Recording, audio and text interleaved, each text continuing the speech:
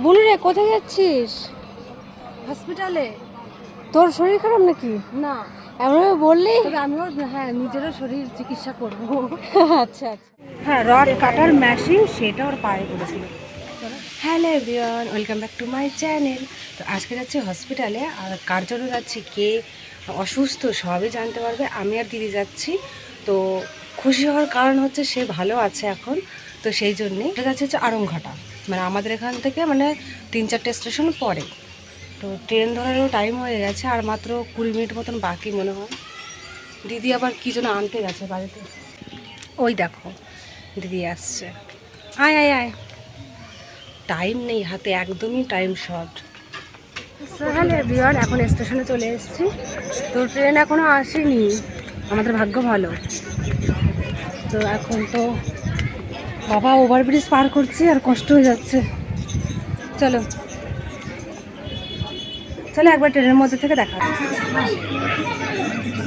4:52 4:52, এখনো কোথায় আছে ট্রেনটা? ছাড়ে না, ছেড়ে দিয়েছে কিন্তু আপডেট দেখাচ্ছে না। 4:52-তে ট্রেন ঢুকবে।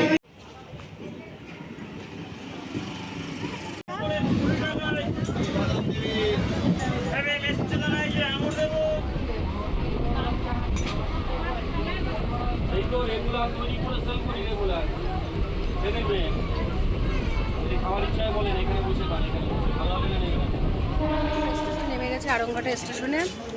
এখান থেকে হসপিটালে যাব এখন। চলো দিদি ওঠো।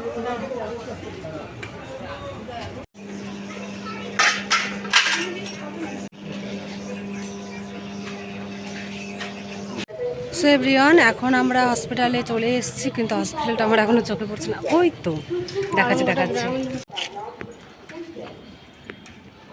এই যে আরাঙ্গাট্টা হাসপাতাল। চলো বলেই দেই, তো আমার ভাই অ্যাক্সিডেন্ট করেছিল, সেই জন্যই আসা।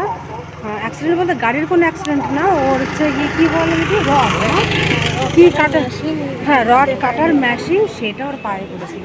চলো যাওয়া যাক, দেখেও এখন কেমন আছে। ভিডিও বানাচ্ছি, অ্যাকচুয়ালি আমার ভাই অ্যাক্সিডেন্ট করেছিল, তো সেই জন্য ওকে দেখতে, কিন্তু আমি খুঁজে পাচ্ছি না, আমাকে অন্ধকার দেখা যাচ্ছে। ভালো আছে। এগুলো কে?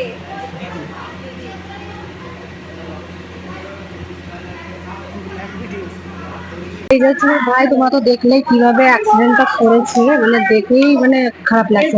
মাংস পুরো বেরিয়ে এসেছিল, আমি তো অরিজিনালটা দেখেছি, এখন তো ব্যান্ডেজ করা। তো কতদিন থাকতে হবে এখানে জানি না, তবে 2 মাস মতন লাগবে পুরোপুরি সুস্থ হতে। মাঝে হসপিটালে আছে, এই বেডেই শুয়ে থাকে।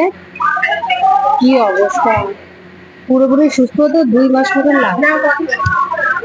তো তারপর আবারও ব্লগটা করছি, কন্টিনিউ দেখতে থাকো।